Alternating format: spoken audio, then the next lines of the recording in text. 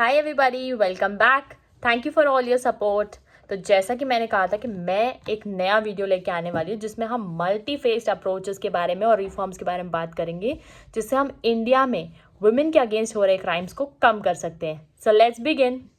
तो पहला है लीगल रिफॉर्म्स, जिसमें पहला होना चाहिए स्ट्रेंथनिंग ऑफ लॉज, दूसरा होना चाहिए सेवरिटी ऑफ लॉज, तीसरा होना चाहिए expediate trials. First is strengthening of laws.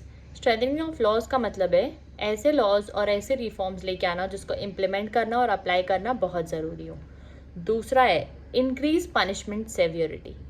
Punishment severity का इंक्रीज करने का मतलब है अगर हम छोटे क्राइम्स पे ही सिवियर पनिशमेंट्स दे देंगे तो बड़े क्राइम्स करने की किसी की हिम्मत नहीं होगी।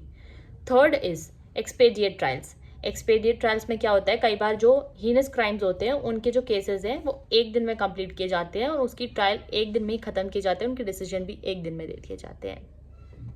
Second is police reforms. एक तो female number of police increase करने चाहिए, दूसरा है प्रॉम्प्ट रजिस्ट्रेशन ऑफ केसेस होना चाहिए, तीसरा है इन्वेस्टिगेशन में इम्प्रूवमेंट आना चाहिए। आई टेल यू कैसे। क्या आपको पता है अभी फेब 2023 के रिपोर्ट में ये आया है, इंडियन पुलिस फोर्स में women ratio as compare to man is less than 12%। कई बार क्या होता है कि पुलिस ऑफिसर्स हमारी एफआईआर रजिस्टर नहीं करते हैं, तो हमारे पास काफ़ी सारे ऑप्शंस हैं हमारे कंप्लेन को रजिस्टर करने के लिए, एंड इट्स वेरी इंपॉर्टेंट। पहला तो आप एसपी के पास जा सकते हैं, दूसरा आप जज या मजिस्ट्रेट के पास डायरेक्ट जाके कंप्लेन कर सकते हैं, तीसरा आप ई कंप्लेंट कर सकते हैं, वेबसाइट्स पे जाके कंप्लेंट्स में जाके आप वहाँ पे अपना कंप्लेंट रजिस्टर कर सकते हैं। देन अनदर इस पुलिस स्टेशन, कोई और पुलिस स्टेशन चले जाइए, अगर उस पुलिस स्टेशन में आपका रिपोर्ट रजिस्टर नहीं किया जा रहा है, आपकी एफआईआर को नहीं रजिस्टर कर रहे हैं, तो आप दूसरे पुलिस स्टेशन में भी जाकर रजिस्टर कर सकते हैं। अब इन्वेस्टिगेशन में इंप्रूवमेंट कैसे ला सकते हैं? पहली बात तो यह है कि जो लॉ का नॉलेज है वो पुलिस ऑफिसर्स को अच्छे से आना चाहिए, न्यूट्रलिटी के साथ न्यूट्रल होके पूरे इन्वेस्टिगेशन को करना चाहिए, किसी भी चीज़ को लेके बायस नहीं होना चाहिए। तीसरा है एविडेंस कलेक्शन प्रॉपरली करना चाहिए सिस्टमैटिक वे में। चौथा है रिसर्च स्किल्स अच्छी होनी चाहिए और इंटरव्यू करना बहुत ज़रूरी है किसी भी इन्वेस्टिगेशन को करने के लिए। अब आ जाते हैं तीसरे पे, जुडिशियल रिफॉर्म्स। पहला तो फास्ट ट्रैक कोर्ट्स होने चाहिए रेप केसेस के लिए, दूसरा रिड्यूस एडजॉर्नमेंट्स, तीसरा इंक्रीज इन जज सेंसिटिविटी। तो अगर फास्ट ट्रैक कोर्ट के बारे में बात करें स्पेसिफिकली फॉर रेप केसेस, तो ये बहुत ज़रूरी है क्योंकि जो फास्ट ट्रैक कोर्ट्स है वो सीनियर सिटीजन्स, विमेन, चिल्ड्रन इनके लिए ही बनाए गए। तो रिड्यूस एडजॉर्नमेंट्स के बारे में बात करते हैं। आपने तो सुना ही होगा तारीख पे तारीख, तारीख पे तारीख, तो बस वही है। एडजॉर्न करने का मतलब है कि नेक्स्ट डेट्स देना और उस केस को एक्सपैंड करना ज़बरदस्ती का, और उसके ट्रायल को जल्दी नहीं करना, तो वो उस चीज़ को रिड्यूस करना चाहिए और ज़्यादा से ज़्यादा जल्दी से जल्दी डेट्स में उन ट्रायल्स को ख़त्म करना चाहिए। तो हमने 3 रिफॉर्म्स देख लिए, अब चौथे पे आ जाते हैं, विच इज़ सोशल अवेयरनेस। तो पहला है educate people on consent and gender equality, दूसरा है चैलेंज पेट्रियार्कल माइंडसेट, तीसरा है एनकरेज बाई स्टैंडर्ड इंटरवेंशन। क्या हुआ, नहीं समझ आया? चलो समझाती हूँ। Educate on consent and gender equality, तो पहले तो शुरुआत अपने घर से होती है हर चीज़ सीखने की। तो अपने घर पे अपने बच्चों को सिखाओ कि कंसेंट क्या होता है और जेंडर इक्वालिटी किसे बोलते हैं। तो अगर पेट्रियार्कल माइंडसेट को चैलेंज करने की बात करते हैं तो हम उसे कैसे चैलेंज कर सकते हैं? We have to be at equal positions in every forefront, चाहे वो हस्बैंड वाइफ हो, चाहे वो मदर फादर हो, चाहे वो ब्रदर सिस्टर हो, चाहे वो डॉक्टर हो, चाहे वो लॉयर हो, चाहे वो पुलिस हो, चाहे वो गवर्नमेंट एम्प्लॉय हो, या चाहे वो पॉलिटिक्स की किसी पॉलिटिशियन का हो।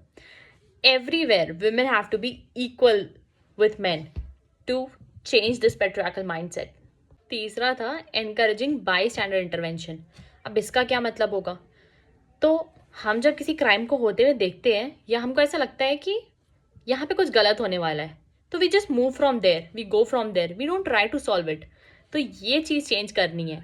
अगर हमको लगता है, हम ये जज कर लेते हैं कि यहाँ पे कुछ गलत होने वाला है, तो we should stand there, take proper actions to prevent it to become a bigger crime. आपको बताती हूँ फिफ्थ रिफॉर्म के बारे में, जो है सपोर्ट सिस्टम। तो आपको एक गवर्नमेंट इनिशिएटिव स्कीम बताती हूँ, OSC, जिसका मतलब है सखी वन स्टॉप सेंटर, जिसमें विमेन विक्टिम्स जो डोमेस्टिक वायलेंस फेस करती हैं, रेप या फिर इमोशनल फिजिकल अब्यूज़ या फिर हैरेसमेंट, और हैरेसमेंट एट वर्क प्लेसेस और पब्लिक प्लेसेस, या फिर एसिड अटैक। तो इन सबको रेस्क्यू करना, इनको इमरजेंसी असिस्टेंस देना, मेडिकल असिस्टेंस देना, लीगल असिस्टेंस देना, काउंसलिंग देना, शेल्टर प्रोवाइड करना और फैसिलिटी फॉर वीडियो कॉन्फ्रेंसिंग भी प्रोवाइड की जाती है इन विक्टिम्स को। और इस सपोर्ट सिस्टम में जो नेक्स्ट पॉइंट है वो है एंश्योरिंग विक्टिम कॉन्फिडेंशियलिटी। विक्टिम की डिसीजन है कि वो अपने इंफॉर्मेशन को डिस्क्लोज करना चाहती है या नहीं। तो आपने कई बार कोर्ट्स में देखा होगा कि जो विक्टिम्स होते हैं उनके बदले हम स्टेट लगाते हैं, स्टेट वर्सेस द एक्यूज्ड का नेम। तो इसलिए रहता है वो क्योंकि victims don't want to disclose their names. अब 6th रिफॉर्म पे आ जाते हैं जो है गवर्नमेंट इनिशिएटिव। तो गवर्नमेंट क्या कर सकती है? गवर्नमेंट केस की प्रोग्रेस को देख सकती है कि केस कहाँ तक पहुँचा है, केस में एविडेंस क्या क्या मिले हैं, और पुलिस को और बाकी लोगों को इस चीज़ में सपोर्ट कर सकती है ताकि वो बेटर एविडेंस कलेक्ट कर सके और केस का प्रोग्रेस बेहतर तरह से हो सके। दूसरी चीज़ जो गवर्नमेंट कर सकती है वो ये है कि ऐसे अवेयरनेस प्रोग्राम्स को लॉन्च करना जो जेंडर इक्वालिटी के बारे में बात करता है। और तीसरा, ज़्यादा से ज़्यादा विक्टिम्स के लिए फंड्स कलेक्ट करना और उनको देना। अब नेक्स्ट है एजुकेशन, एजुकेशन एम्पावरमेंट। एजुकेशन हमें कैसे एम्पावर कर सकता है?